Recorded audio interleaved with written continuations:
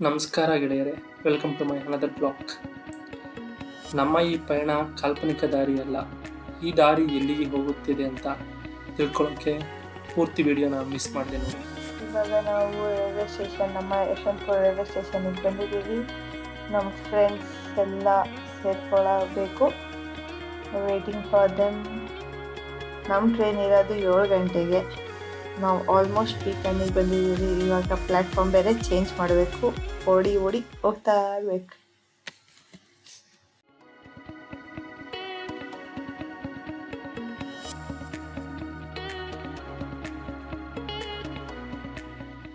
Platform change ಅಂತ ನಾವು ಎಂಟ್ರೆನ್ಸಿಂದ starting ಓಡ್ತಾ ಕೂತಿದ್ರೆ ಅಮ್ಮ ಅಪ್ಪ ನಾನು ಓಡಿಸ್ತಿದ್ದೀವಿ.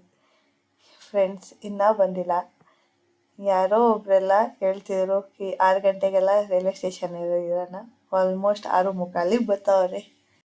ಕಾಮಿಡಿ ಏನಪ್ಪ ಅಂತಂದರೆ, ನಾವೆಲ್ಲ ಪ್ಲ್ಯಾಟ್ಫಾರ್ಮ್ 3 ನಿಂತಿದ್ರೆ ಅನೌನ್ಸ್ಮೆಂಟ್ ಆಯಿತು, ನೀವೆಲ್ಲ ಪ್ಲ್ಯಾಟ್ಫಾರ್ಮ್ 2ಗೆ ಹೋಗ್ಬೇಕು ಅಂತ. ಆಮೇಲೆ ಹೋಗ್ಬೇಕು ಅಂತ ಓಡ್ದೋ.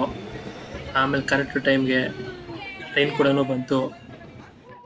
ಎಲ್ಲರೂ ನಮ್ಮ ಲಗೇಜ್ ಹಿಡ್ಕೊಂಡು ಟ್ರೈನ್ ಒಳಗಡೆ ಹತ್ತಕ್ಕೆ ಸ್ಟಾರ್ಟ್ ಮಾಡ್ದೋ. ಒಂದು ಒಳ್ಳೆ ವಿಷಯ ಏನಪ್ಪ ಅಂದರೆ, ನಮ್ಮೆಲ್ಲರಿಗೂ ಒಂದೇ ಕಡೆ ಸೀಟ್ ಸಿಕ್ಕಿತ್ತು. ಅದರಿಂದ ನಮ್ಮೆಲ್ಲರಿಗೂ ಪಯಣ ತುಂಬ ಚೆನ್ನಾಗಿತ್ತು. ಎಲ್ಲರೂ ಒಳ್ಳೆ ಗುಡ್ ಫೀಲಿಂಗಲ್ಲಿದ್ದರೆ, ನಮ್ಮ ಸಾಹೇಬನೇ ಇನ್ನೊಂದು ಫೀಲಿಂಗಲ್ಲಿದ್ದರು. ಯಾಕಂದರೆ ನಾವು ಅವಳನ್ನ ಬಿಟ್ಬಿಟ್ಟು ಹೋಗ್ತಾ ಇದ್ದೋ. ಅವಳಿಗೆ ದುಃಖ ತಡೆಯೋಕ್ಕಾಗ್ತಾಯಿರಲಿಲ್ಲ. ಎಲ್ಲರೂ ಹೋಗ್ತಾಯಿದ್ರೆ ನಾನು ಹೋಗ್ಬೇಕಾಯ್ತು ಅವ್ರ ಜೊತೆ ಅಂತ. ಬಟ್ ಏನೂ ಮಾಡೋಕ್ಕಾಗಲ್ಲ, ಅವಳೇನು ಚಿಕ್ಕ ಹುಡುಗಿ, ನಮ್ಮ ಜೊತೆಲ್ಲ ಕರ್ಕೊಂಡು ಹೋಗೋಕ್ಕಾಗಲ್ಲ. ಹಂಗೂ ಹಿಂಗೂ ಮಾಡಿ ಸಮಾಧಾನ ಮಾಡಿ ಒಂದು ಲಾಲಿಪಾಪ್ ಕೊಡಿಸಿ ಟಾಟಾ ಮಾಡಿ ಕಳಿಸ್ದೋ.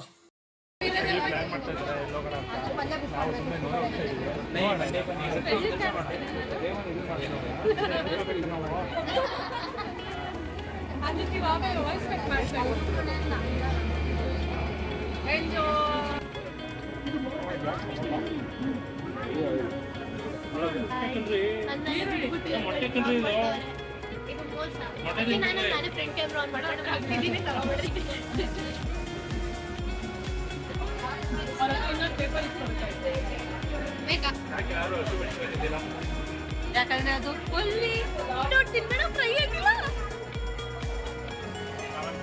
ಮತ್ತೆ ಫ್ರೈ ಆಗಿಲ್ಲ ಅಂದ್ಮೇಲೆ ಖಾರ ಇದೇ ಇರುತ್ತೆ ತಾನೆ.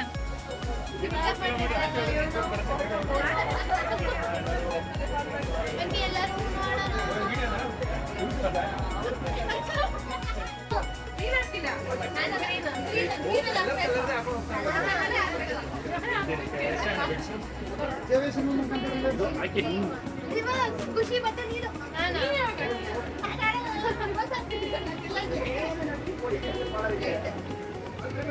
ಇವಾಗ ನಮಗೆ ಆ ಕಲರ್ ಇಲ್ಲ ಅಂದ್ರೆ ನಂಬರ್ ಐತೆ, ಬೇರೆ ಕಲರ್ಸ್ ಅದು ಹಾಕ್ಬೋದು ನಾವು. ಯಾವ್ದು ಇವಾಗ ಟೂ ಇದ್ರೆ ಹಾಕ್ಬೋದು, ಬೇರೆ ಕಲರ್ ಯಾವ್ದು ಇಲ್ಲ ಅಂತಂದ್ರೆ ಕಲರ್ ಎತ್ಕೋಬೇಕು.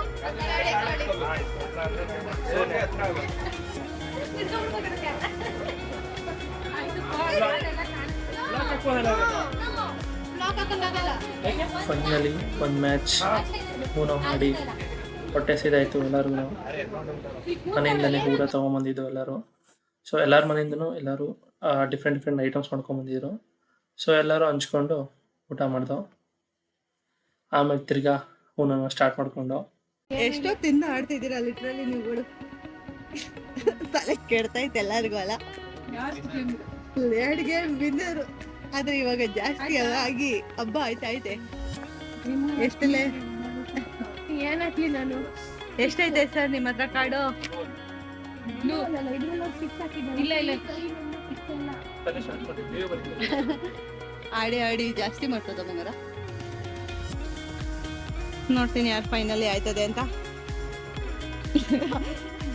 ಹಣ್ಣಿಗೆ ಸಾಕಾಗಿ ಹೋಗೈತೆ.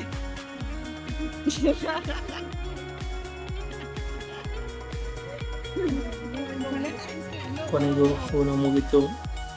ಸೊ ಆಮೇಲೆ ಎಲ್ಲರೂ ನಿದ್ದೆಗೆ ಜಾರ್ಕೊಂಡು ಆಮೇಲೆ ನೋಡೋ ಅಷ್ಟರಲ್ಲಿ ಬೆಳಗ್ಗೆ ಆಗೋಗಿತ್ತು. So we are at the destination ಅನ್ನೋಕ್ಕಾಗಲ್ಲ, so one of the stop ಅಂತ ಹೇಳ್ಬೋದು ನಾವು.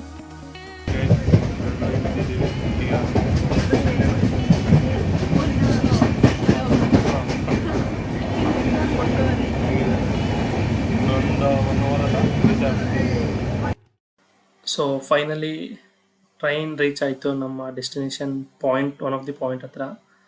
ಎಲ್ಲರೂ ಟ್ರೈನಿಂದ ಇಳ್ಕೊಂಡು ನಮ್ಮ ಲಗೇಜ್ಗಳನ್ನ ಇಟ್ಕೊಂಡು ಫೈನಲಿ ಸ್ಟೇಷನಿಂದ ಈಚೆ ಬಂದು ಅಲ್ಲಿಂದ ಕಾರ್ ಕಲೆಕ್ಟ್ ಮಾಡ್ಕೋಬೇಕಾಯಿತು.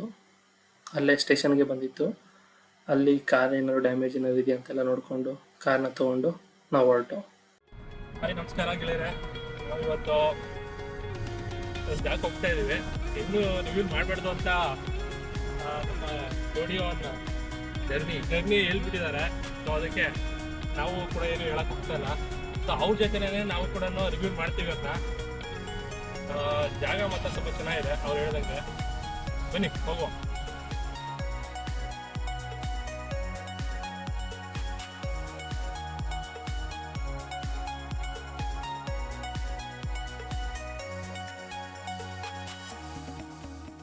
ಹೋಗ್ತಾ ಇರೋ ದಾರಿ ಮಾತ್ರ ಗೋವಾ ಫೀಲಿಂಗ್ಗೆ ಕೊಡ್ತಾಯಿತ್ತು. ಆ ಸಣ್ಣ ಸಣ್ಣ ದಾರಿಲಿ ಈ ಕಾರ್ನ ತೊಗೊಂಡು ಹೋಗ್ತಾ ಇದ್ರೆ ಅದ್ರ ಮಜಾನೇ ಬೇರೆ.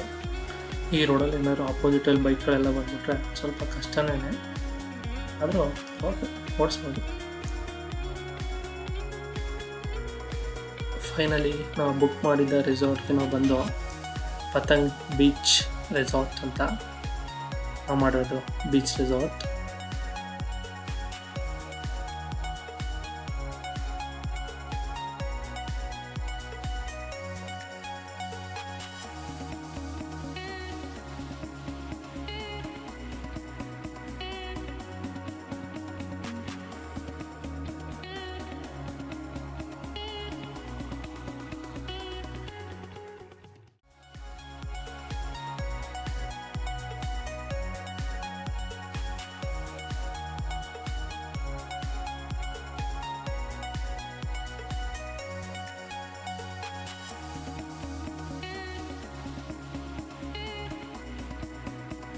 ಫೈನಲಿ ಕಾರಿಂದ ಹಿಡಿದು ರೆಸಾರ್ಟ್ನ ಫುಲ್ ಸರ್ಚ್ ಮಾಡೋಕ್ಕೆ ನಮ್ಮ ಗ್ಯಾಂಗ್ ಆಲ್ರೆಡಿ ಕೊಡ್ತು.